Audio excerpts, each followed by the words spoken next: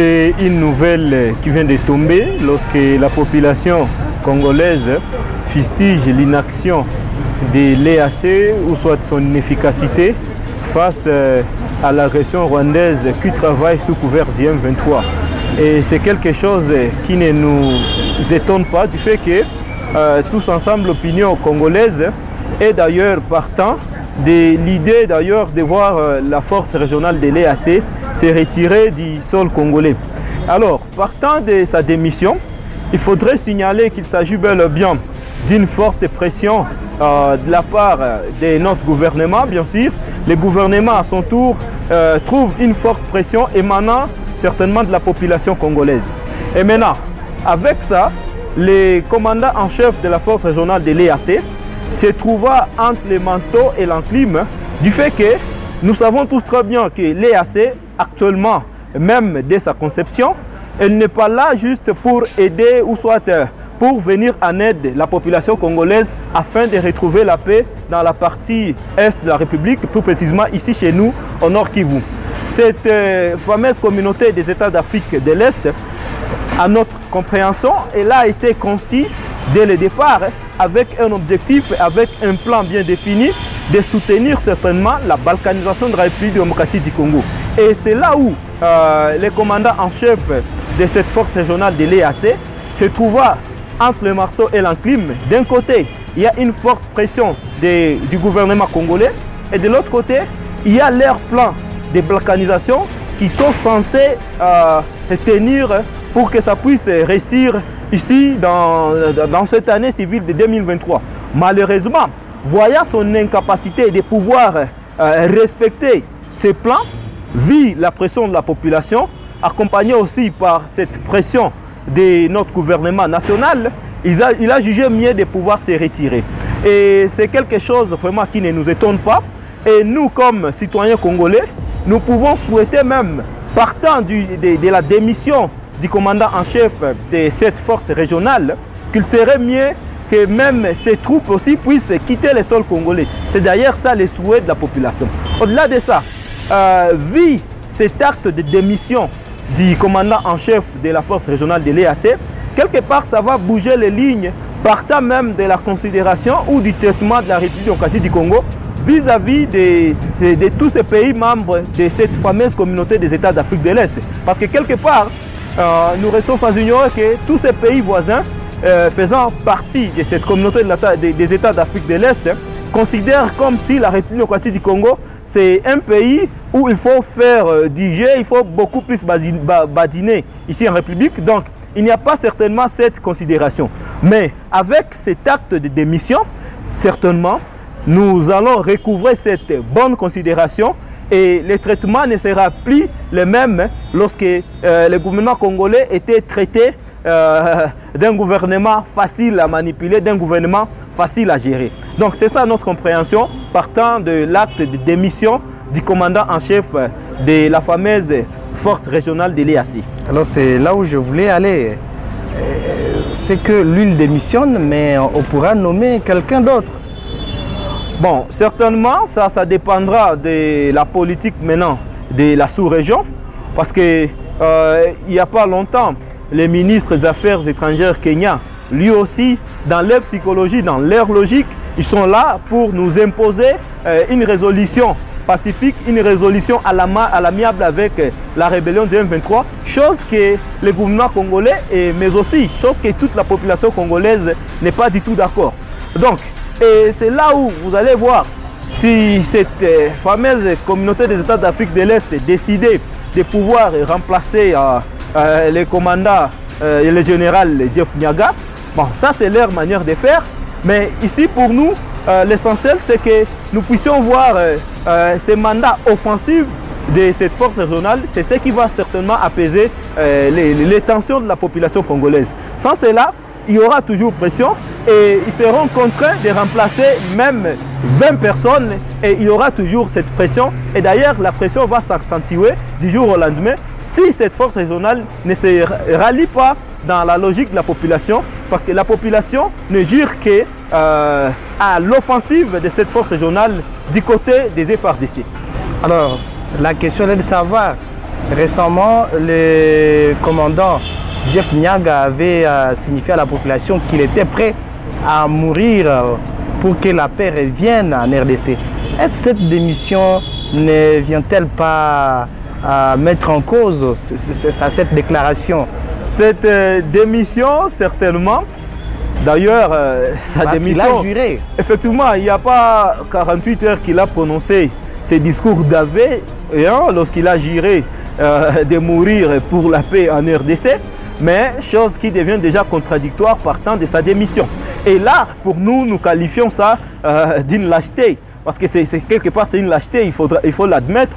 Et donc vous le jugez, vous le prenez pour un lâche? C'est vraiment un lâche, mais aussi il a vu il y a quelque chose qui pèse sur sa tête et qu'il ne sera pas à mesure de pouvoir accomplir jusqu'au bout. Et c'est là où j'ai dit toutes les raisons qu'il a évoquées vraiment sont des raisons purement politiques, mais il y a quelque chose qui est caché derrière, et cet élément-là qui est caché, il s'agit bel et bien de cette incapacité de pouvoir réaliser leur plan de balkanisation de la République démocratique du Congo, vu la pression de la population.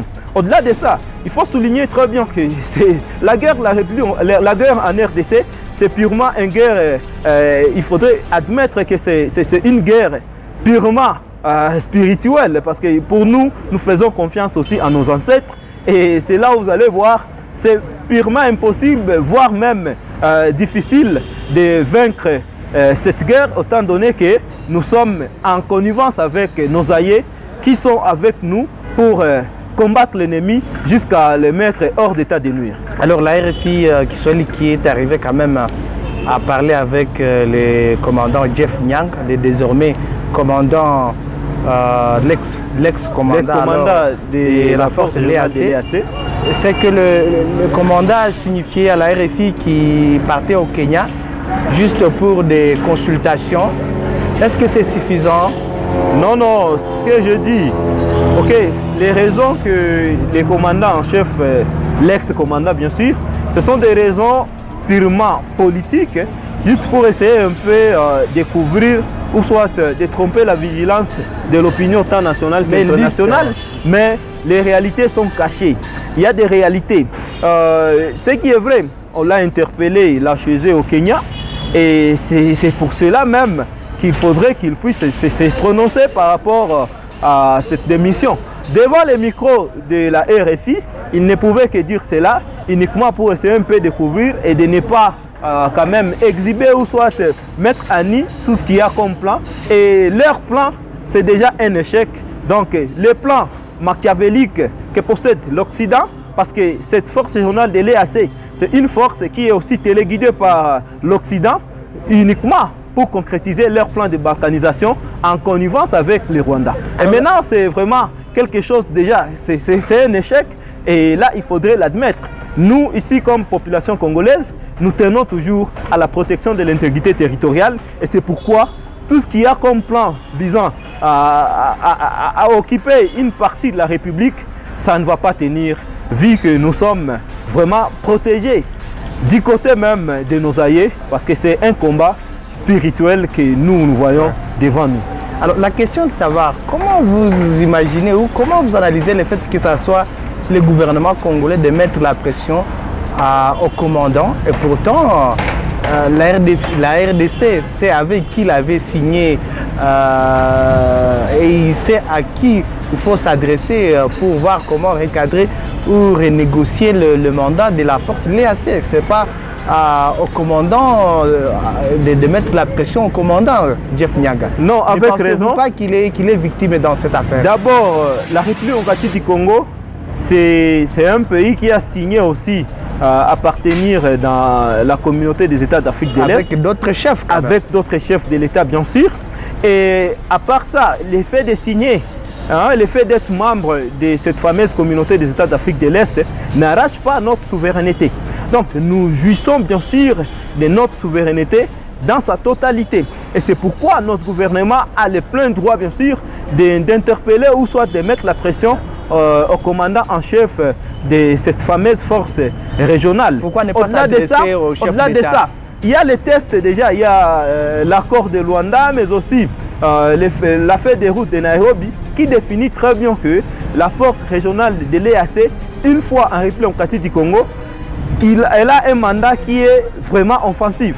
Maintenant, on se demande qu'est-ce qui fait à ce que le général... par rapport à ce que les chefs de l'EAC les disaient. C'est ce que nous disons.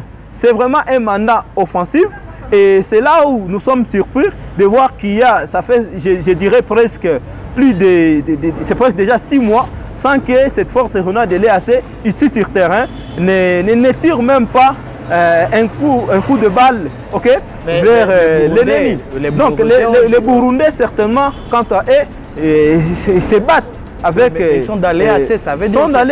C'est là où nous fustigeons bien sûr cette complicité par rapport à l'action, soit à l'inaction du commandant en chef, les chefs, le général Jeff Nyaga, parce que vous allez voir, partout où il y a les troupes kenyanes, c'est là où il y a toujours des problèmes. La question de savoir, comprenez-moi, c'est la force kenyane ou c'est Jeff Nyaga Jeff Nyaga, je me rappelle en février, lorsqu'il y a eu réunion des chefs d'État, et lui aussi il était invité, les chefs de l'État l'avaient interpellé juste après la séance. J'oublie un peu le lieu là où cette réunion s'était tenue, je me rappelle. C'était à Bujumbura, bien sûr, merci pour ces rappels. Et il y a eu même des vidéos qui ont circulé disant comment se fait-il les chefs de l'État s'adressent directement au général Jeff Nyaga. Et maintenant, aujourd'hui, nous revenons sur ces faits. Donc, c'est-à-dire, le général Jeff Nyaga ne veut pas suivre les instructions du gouvernement congolais, pourtant c'est le pays hôte. Le général Jeff Nyaga se livre à uniquement suivre les instructions émanant du Kenya.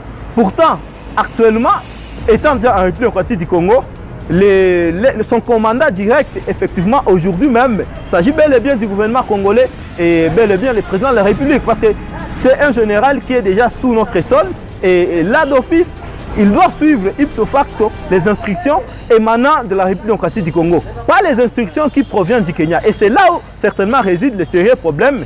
Et effectivement, il faudrait que notre gouvernement puisse donner sur lui. Vraiment, il n'y a rien de surprenant quant à ça. Est-ce que ça ne veut pas dire que cette force ou les contours autour de cette force n'avaient pas été bien négociés? Bon, nous ne voulons pas arriver à ce niveau. Ce n'est pas quelque chose que nous pouvons aussi ignorer parce qu'on ne va pas dissocier cette analyse. Hein, d'autant plus qu'on se demande maintenant, actuellement, je suis sûr et certain que notre gouvernement regrette même notre adhésion dans cette fameuse force, dans cette fameuse communauté des États d'Afrique de l'Est. Et maintenant, il se pourrait même que notre gouvernement cherche alors comment s'en sortir, comment se retirer de cette fameuse communauté des États d'Afrique de l'Est. C'est qui est votre souhait? C'est ça bien sûr notre souhait, parce qu'on ne voit pas les résultats, on ne voit pas les bien fondés de notre adhésion, de notre appartenance dans cette communauté qui ne nous aide en rien, partant de la crise qui guette la province du Nord Kivu en particulier. Merci beaucoup. Je vous en prie, messieurs les journalistes.